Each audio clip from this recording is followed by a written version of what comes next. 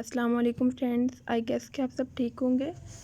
तो आज हम द सेंटेंस के बारे में बात करेंगे, यानी कि जुमले के बारे में बात करेंगे, उसकी डेफिनेशन, उसकी एग्जांपल और उसकी काइंड्स और उनकी काइंड्स की जो डिटेल है उसके बारे में बात करेंगे।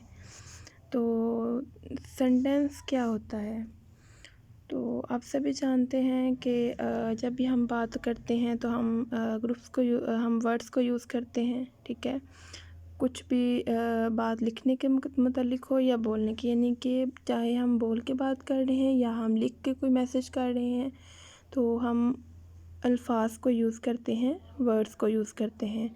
तो इसी तरह वर्ड्स को हम यूज़ करें और उनकी एक कंप्लीट सेंस बन रही हो, हमें एक कंप्लीट सेंस दे रहा हो वो ग्रुप, तो इसको हम सेंटेंस कहते हैं, ठीक है। तो यहाँ पे जैसे लिखा है, व्हेन वी स्पीक और राइट वी यूज़ वर्ड्स। जब भी हम कुछ लिखते हैं या बोलते हैं तो हम अल्फाज को यूज़ करते हैं, हम वर्ड्स को यूज़ करते हैं। We generally use these words in a group. हम इन अल्फाज को ग्रुप की फॉर्म में इस्तेमाल करते हैं, जो कि कंप्लीट सेंस देता है, उसको हम सेंटेंस कहते हैं। जैसे इसकी एक जनरली स्टेटमेंट है, A group of words which make a complete sense, thought or an idea is called a sentence। तो मैं उम्मीद करती हूँ कि आप लोगों को सेंटेंस की समझ आ गई होगी। मज़ीद समझने के लिए मैं आपको इसकी एग्जांपल्स बताती हूँ। जैसे हम कहते हैं कि ही ईट्स एन एप्पल, मैंने सेब खाया। तो ही ईट्स एन एप्पल में जब वो बता रहा है तो हमने अल्फाज का इस्तेमाल किया है, ही का, ईट्स का, एप्पल का, ठीक है, सब्जेक्ट का, वर्ब का, प्लस का। चलिए स्ट्रक्चर को तो छोड़ें, फंक्शन के हिसाब से इसको देखें।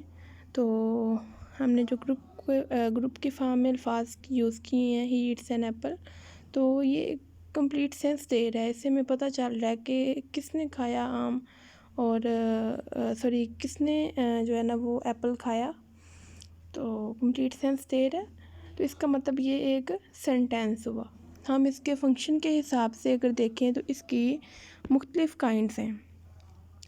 सेंटेंस की जो काइंड्स हैं वो बेस करती हैं इसके फंक्शन पे और इसके स्ट्रक्चर पे, लेकिन इस वीडियो में मैं आपको सिर्फ इसके फंक्शन के हिसाब से इसकी काइंड्स बताऊंगी, जो कि है, फर्स्ट है डिक्लेरेटिव और assertive sentence, interrogative sentence, imperative sentence, exclamatory sentence. तो सबसे पहले हम डिक्लेरेटिव के बारे में बात करेंगे। तो इसमें कहते हैं कि डिक्लेरेटिव सेंटेंसेस या फिर असर्टिव सेंटेंसेस ये क्या होते हैं। तो इसको हम बयानिया जुमले कहते हैं, यानी कि कुछ भी स्टेटमेंट देने के लिए, कोई चीज़ को डिस्क्राइब करने के लिए अगर हम कोई सेंटेंस यूज़ करें तो उसको हम कहते हैं डिक्लेरेटिव और असर्टिव सेंटेंस। तो इस तरह असर्टिव सेंटेंस बन जाता है जब हम कोई भी स्टेटमेंट बयान करते हैं या फिर कोई भी सिंपल सेंटेंस को स्ट्रक्चर करते हैं, या फिर हम किसी भी चीज़ को डिस्क्राइब करने के लिए इस सेंटेंस को यूज़ करते हैं। तो इसकी एग्ज़ाम्पल अगर देखें तो ज़्यादा आपको अच्छे से क्लियर हो जाएगा। जैसे इसकी एग्ज़ाम्पल हम लें, जैसे ही ईट्स एन एप्पल, या फिर देख लें कि ही it's a nice day, my dog is sick.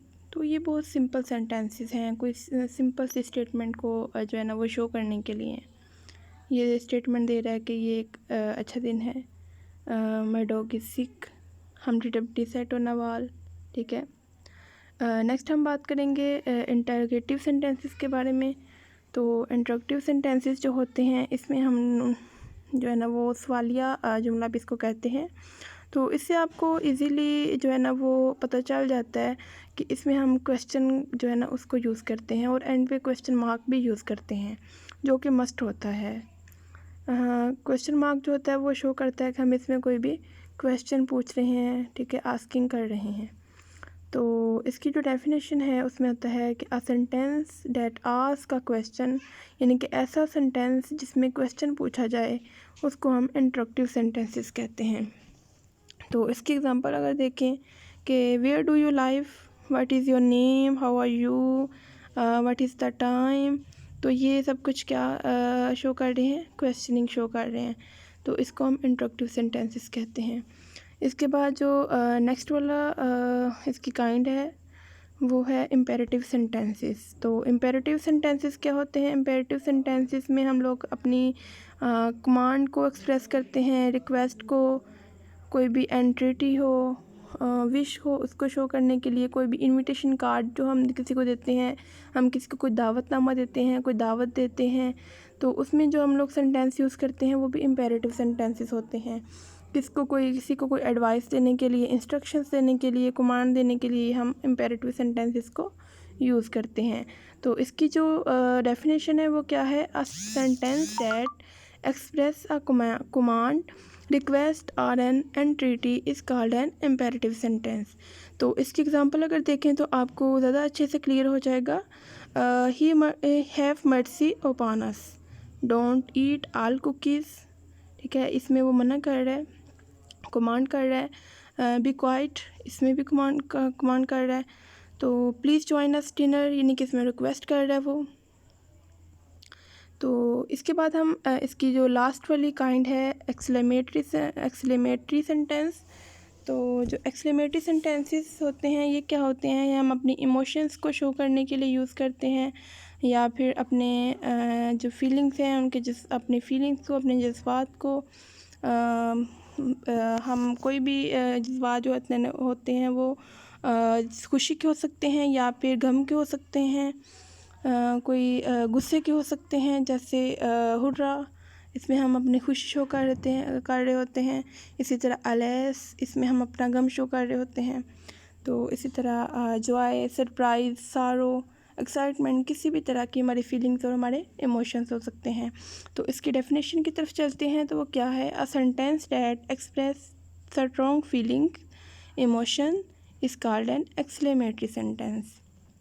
तो इसकी एग्ज़ाम्पल में हम देखें तो ये कहते हैं कि how cool the night is. अब देखिए इसके जो लास्ट है इस पर उन्होंने एक्सक्लेमेटरी साइन यूज़ किया है। तो ये एक्सक्लेमेटरी साइन है ये मस्ट होता है। तो हमने ये इसको बड़ी गौर से देखना है कि जो एक्सक्लेमेटरी साइन है और इंटरक्टिव सेंटेंस का साइन है इसको मस्ट यूज़ करना है। ये हमारे क्वेश्चन को शो कर रहे होते हैं कि हमारे सेंटेंस को शो कर रहे होते हैं कि ये सेंटेंस कौन सा है। ठीक है, नेक्स्ट है what a shame, oh no I lost him. ठीक है, तो इस तरह एक्सक्लेमेटरी साइन को हम यूज़ करके तो सेंटेंसेस बनाते हैं जिनको हम एक्सक्लेमेटरी सेंटेंस कहते हैं। तो ये थी इसकी फंक्शन के हिसाब से लास्ट वाली काइंड। तो टोटल इसकी 4 काइंड्स थी इसके फंक्शन के बेस पे। तो आई गेस कि आप लोगों को मेरी वीडियो अच्छी लगी होगी। तो अगर आपको मेरी वीडियो अच्छी लगी हो तो आप इसको लाइक कर दें। आप कमेंट कर सकते हैं, कोई भी क्वेश्चन हो आप कमेंट बॉक्स में पूछें और मैं आपको ज़रूर उसका आंसर करूँगी, ज़रूर रिप्लाई करूँगी आपको उस क्वेश्चन का।